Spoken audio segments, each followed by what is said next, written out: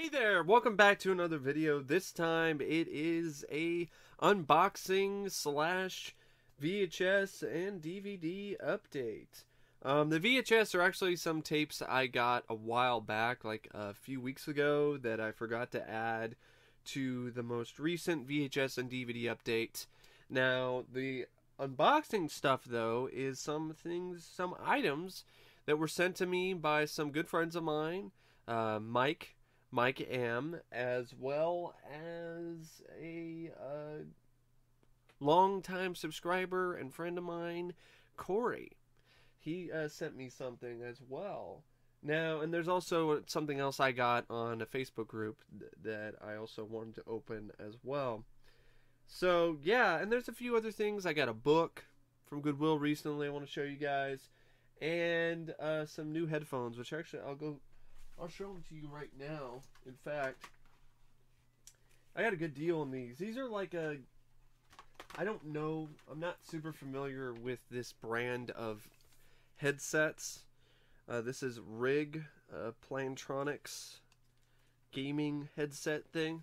So these are my new headphones. I got these used at Goodwill. They were like $10. Really, they were $13, but I got them for 10 because the cord that it came with, this right here, it was not working properly. So I said, hey, this cord isn't working very well. Only one ear works. I can only hear sound out of one ear. So I got a discount.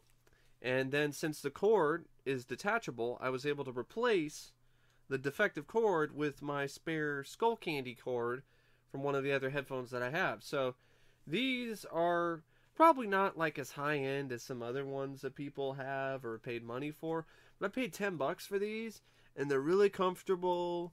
They have some decent sound to them. You know, I don't really need the microphone attachment because I have a microphone.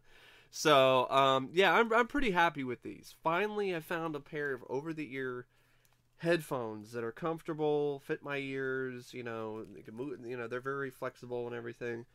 Have decent sound, so it's good. So I was really happy about that. The other thing I got from that Goodwill is this book. All I Need to Know About Filmmaking I Learned from the Toxic Avenger. Now, I'm not really a big fan of Troma.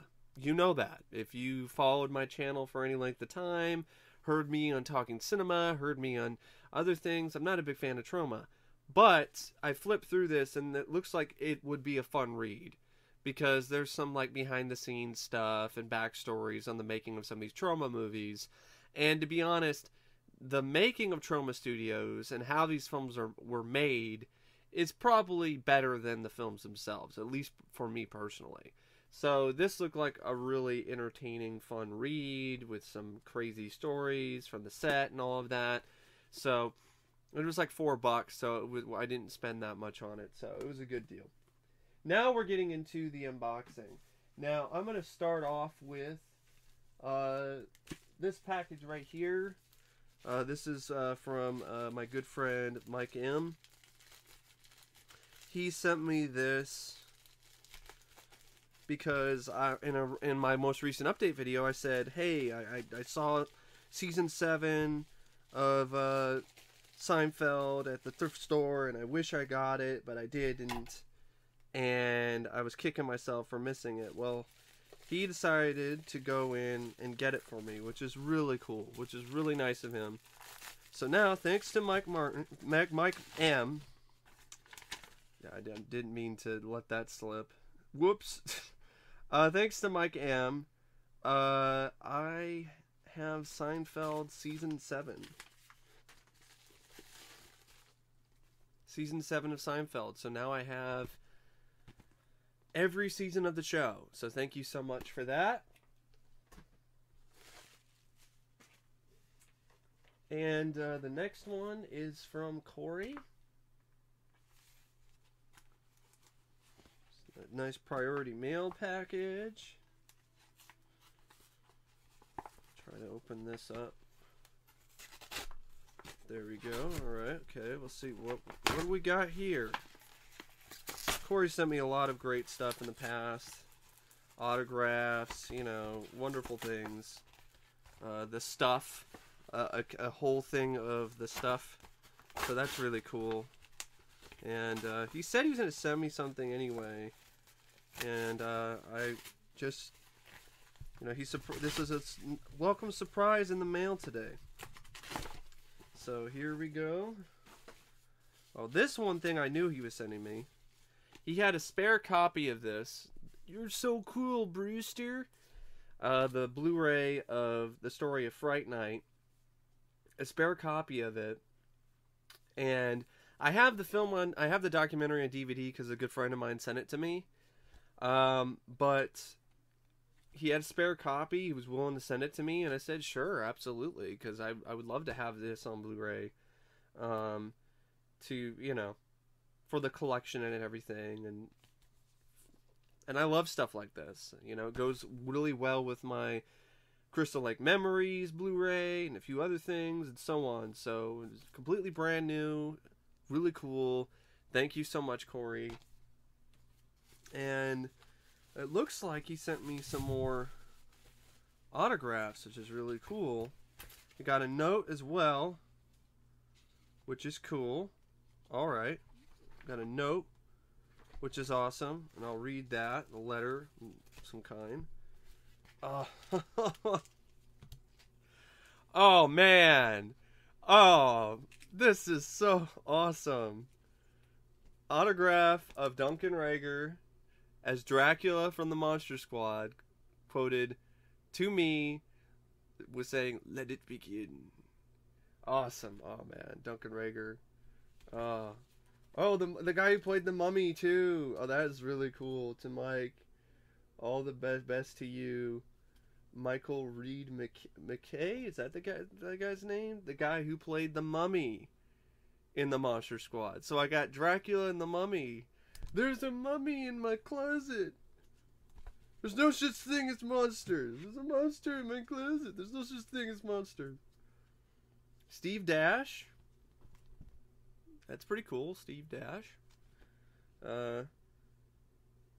Stay out of the woods. Steve Dash, the real Jason, love it, because he is the real Jason. Deserved a lot more credit than he got. Oh, that is really awesome. Chris Sarandon from Fright Night. Awesome. These are really cool. Thank you, Corey.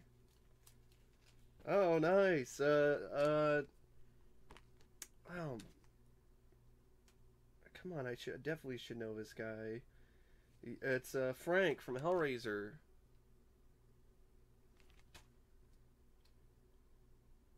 So much for the cat and mouse shit. I believe that's who it is. Actually, it might be someone else.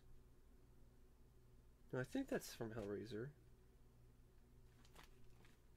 Could be wrong though. That's not.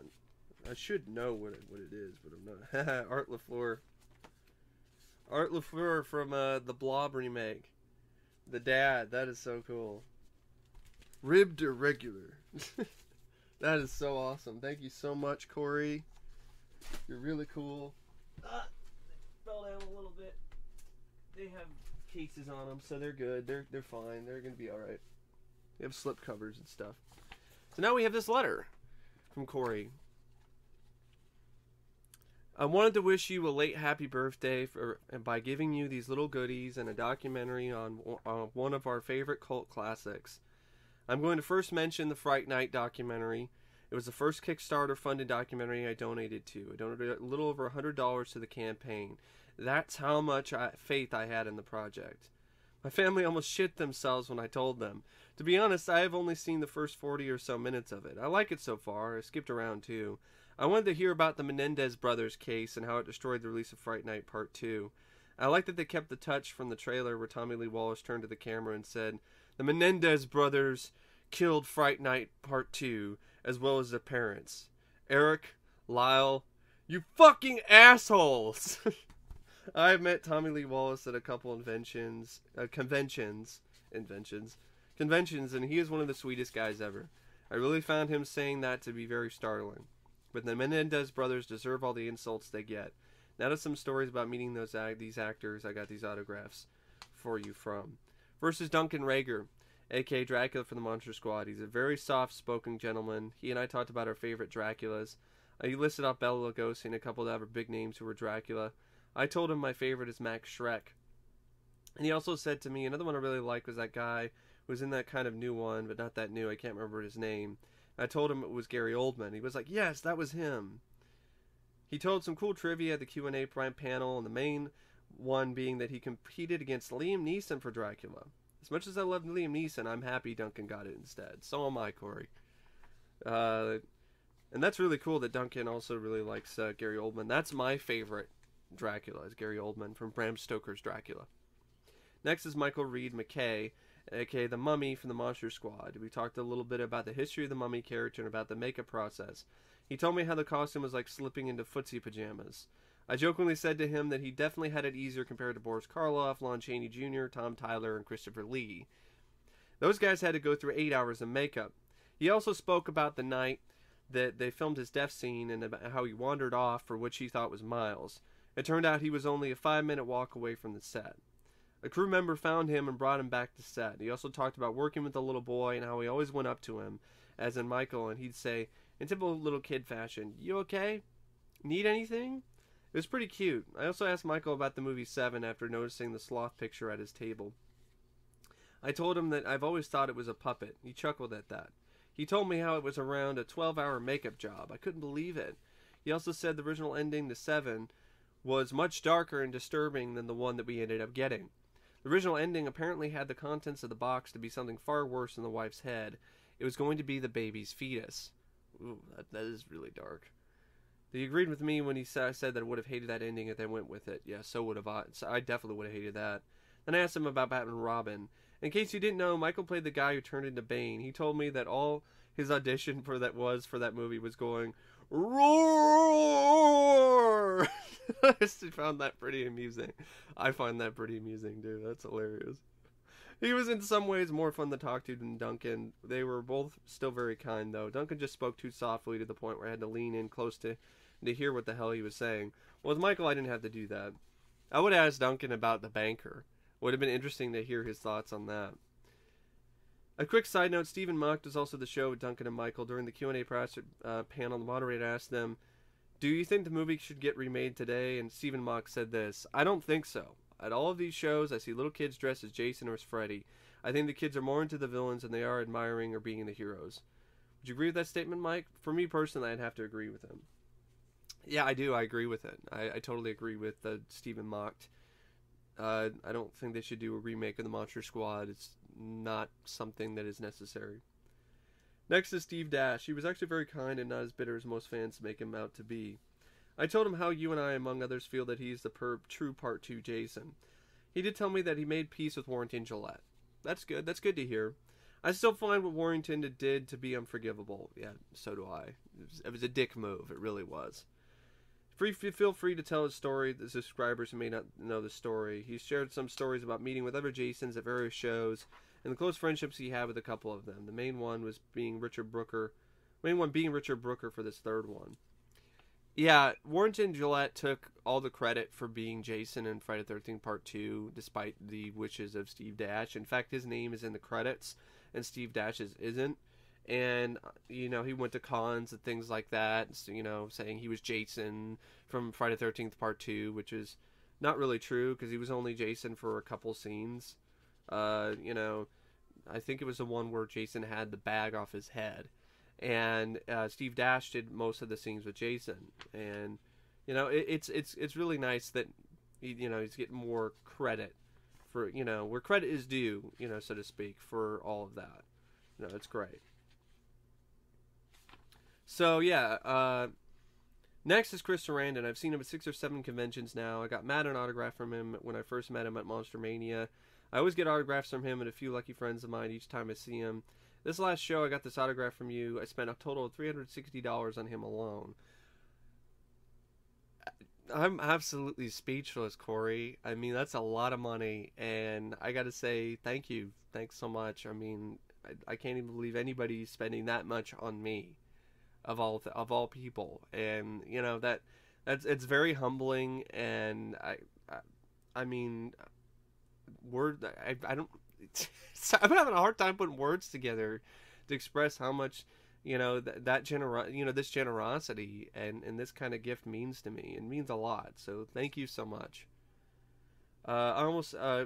You and 8 lucky coworkers of mine almost made them cry when I gave them their autographs. Chris has gone as far as saying that I am his most generous fan. By this point, I don't know how many friends I've gotten autographs from him for. As a quick side note, Chris told me they actually enjoyed the 2011 Fright Night remake, which surprised me because most actors from those movies hate remakes of their movies, especially Robert Englund and Elm Street remake. He just won't admit it.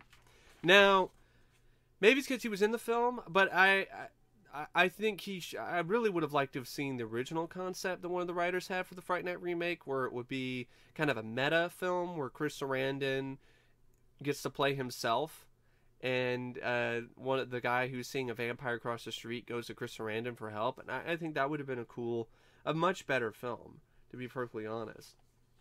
Next is Andrew Robinson, exactly, Frank. I can't believe I forgot his name. It's been a while since I've seen Hellraiser, so forgive me. He had so many cool picks. He helped me choose the one that I ended up getting for myself. You and my friend's dad for his birthday too. I asked him about Child's Play 3, and all he had to say was working with the doll was weird. It probably was. It was probably really weird. I quickly mentioned Pumpkinhead 2 Blood Wings to him and how I thought it was a nice change of pace for him, playing a good guy instead of a villain or an asshole. He said the director was a really good friend of his, and that was the main reason why he starred in it. And last but not certainly least is Art LaFleur. He sadly didn't have any blob pictures, except for one of the townspeople surrounding the frozen blob. I told him that you, Matt, and I kind of bonded over the 1988 blob. If he had another blob picture, I would have asked him to write a line like, "The boy doesn't need condoms, he needs a muzzle or ribbed." I found both lines amusing and enjoyable.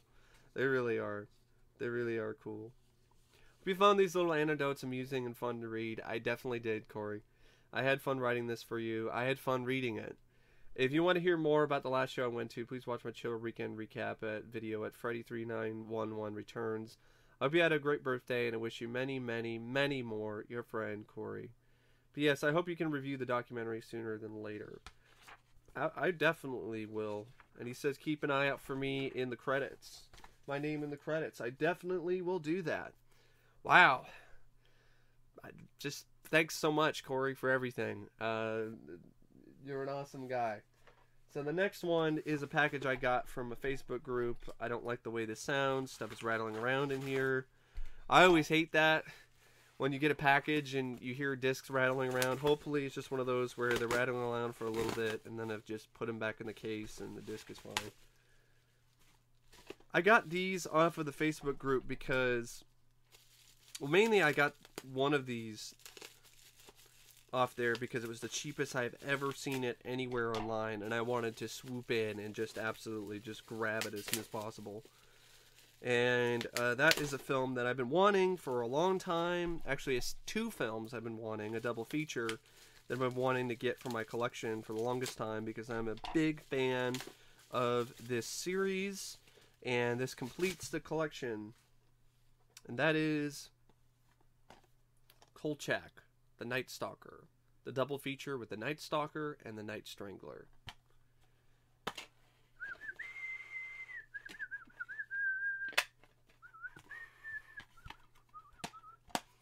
Yes, I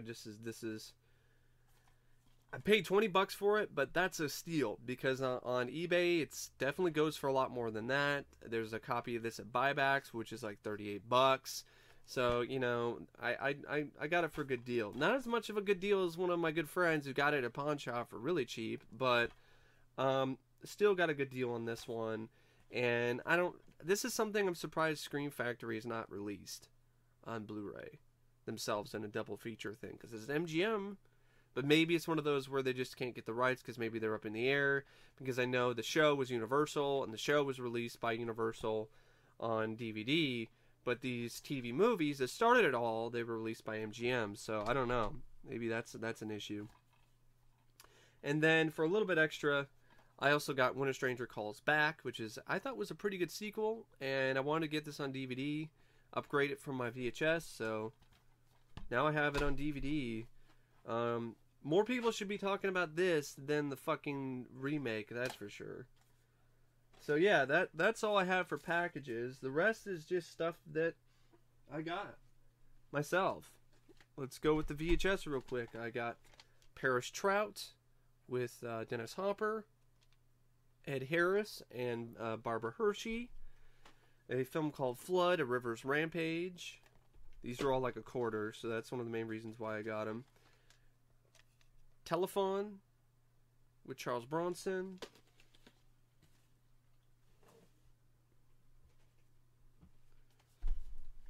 The Fugitive Mind with Michael Dudikoff for the Michael Dudikoff collection.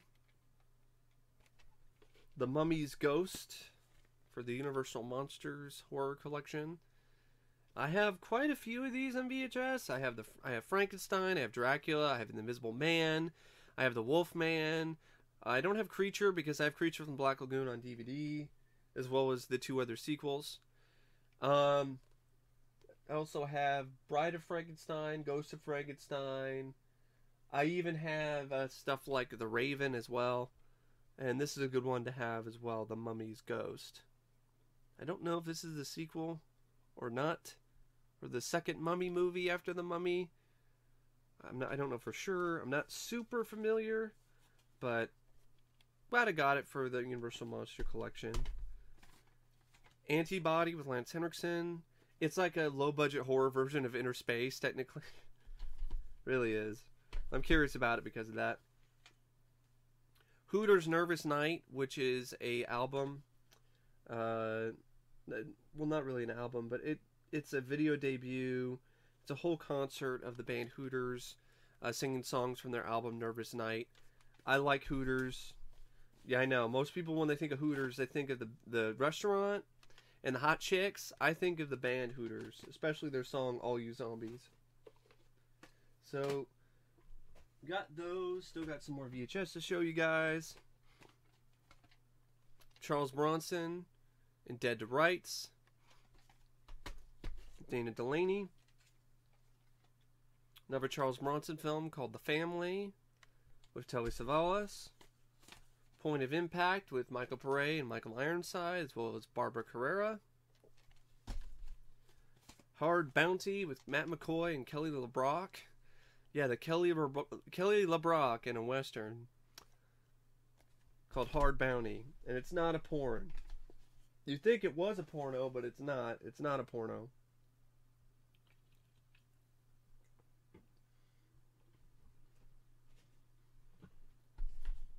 Robin Williams and Being Human, one of the Robin Williams films that pretty much has been forgotten about. Not very many people talk about this one. The Razor's Edge with Bill Murray, his dramatic debut. This is the film that... What's interesting about The Razor's Edge is apparently Bill only agreed to do Ghostbusters if RCA Columbia would finance The Razor's Edge. So it's crazy that, you know, he only agreed to do Ghostbusters, one of his most popular films, the most well-known movies, because he wanted to do Razor's Edge. The Invisible Kid. This is not on DVD, I believe, and if it is, it's out of print. This is one with Jay Underwood, Karen Black.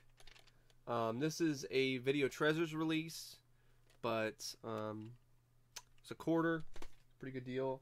I don't see Invisible Kid for sale very often in the wild. The Final Cut with Sam Elliott.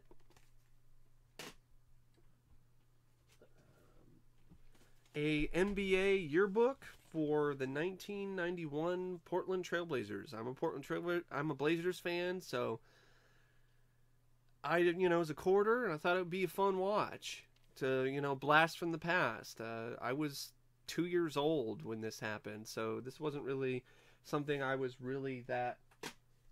really remember that much. So, it'd be fun to, check it out. Check out the Trailblazers past, so to speak. Megalodon on VHS. I've got a couple more VHS tapes, and then I got a few DVDs, and then this video is over. Sleeping Dogs with C. Thomas Howell. What the fuck is up with this cover art? I don't know what the hell is going on.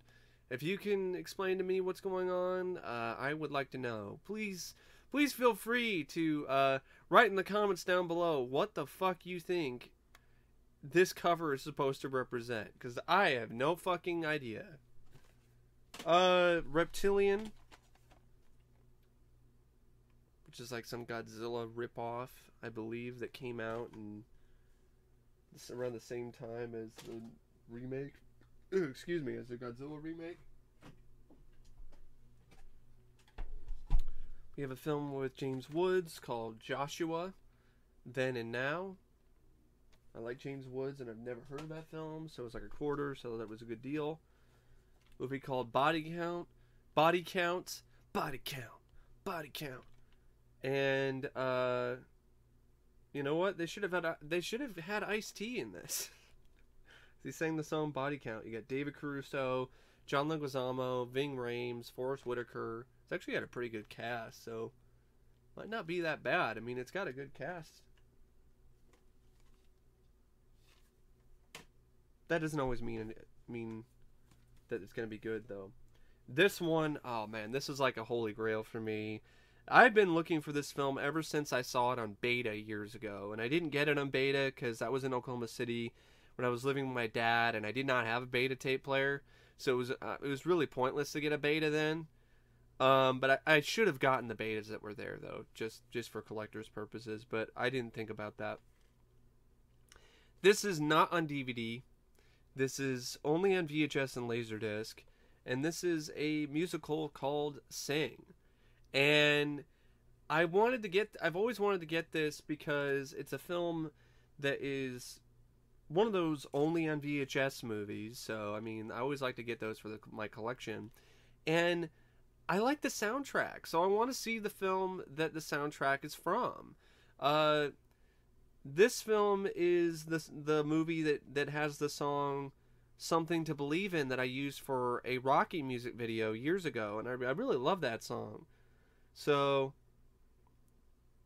I wanted to see the film, and now I have the movies on VHS. So it's a cut box, but I'm not going to complain because this is pretty hard to find, and I got it for a quarter, and anywhere else online you're not getting this for a quarter, so that was a pretty good deal. And another film that's pretty hard to find is The Wildlife. For the longest time, this was also not on DVD or Blu-ray. In fact, this is still not on Blu-ray. This is on a Warner Archive DVD that you can buy, which is a glorified DVD-R. But there is no really official DVD you can buy in stores of The Wildlife. And this is a film, I also have the soundtrack too. I have it on LP, actually. I have an LP of the soundtrack. And this has got a really good cast. You got Leah Thompson, Chris Penn, Ian Mitchell-Smith, who was in Weird Science, Eric Stoltz, Rick Moranis, Hart Bachner, Randy Quaid. Cameron Crowe produced it. He also wrote the film. Music by Eddie Van Halen.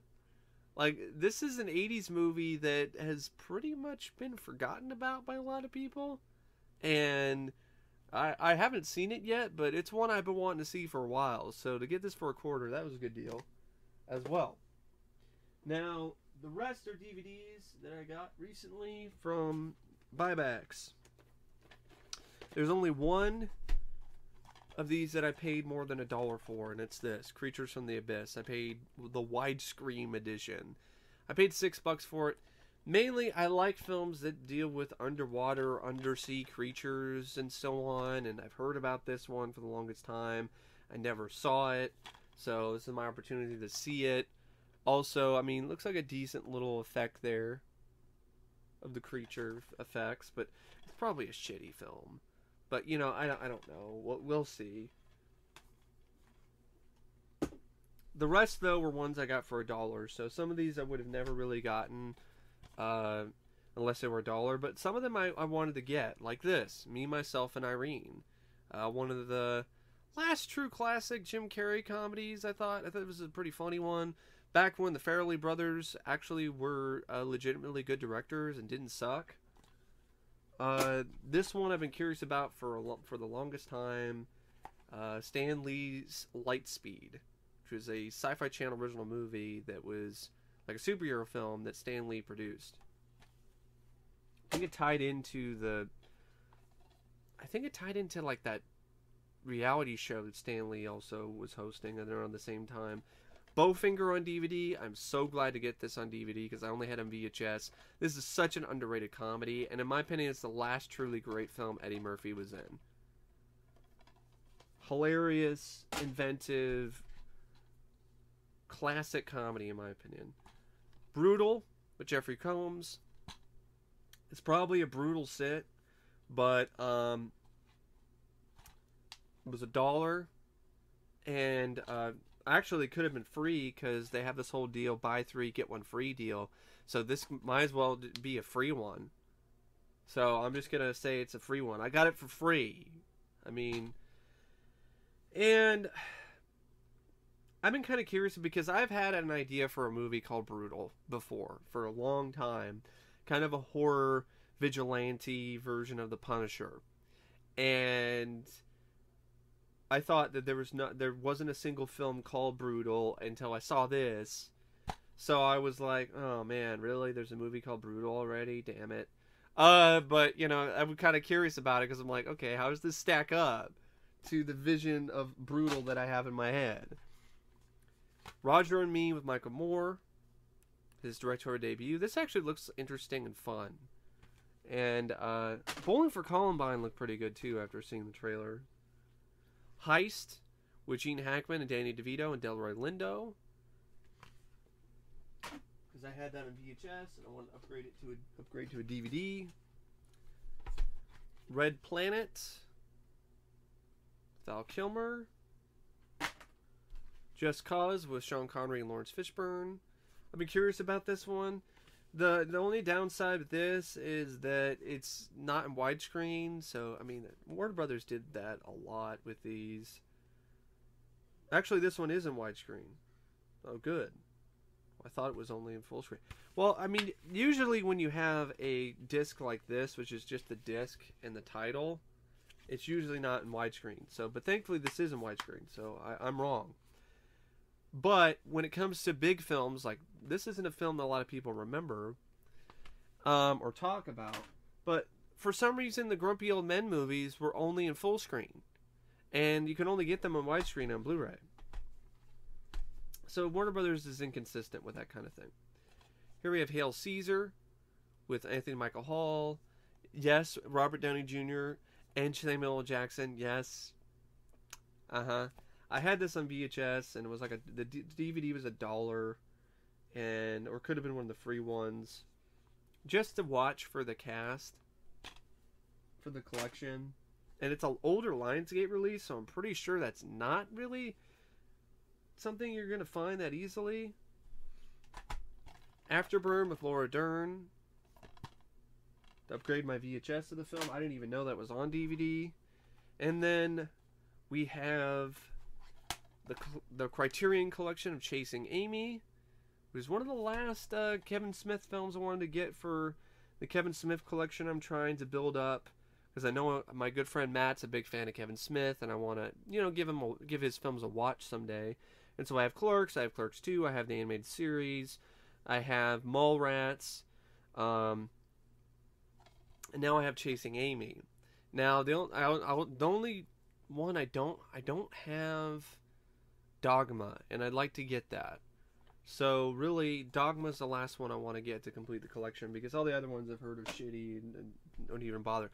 Oh, Jay and Silent Bob Strike Back, I have that already though.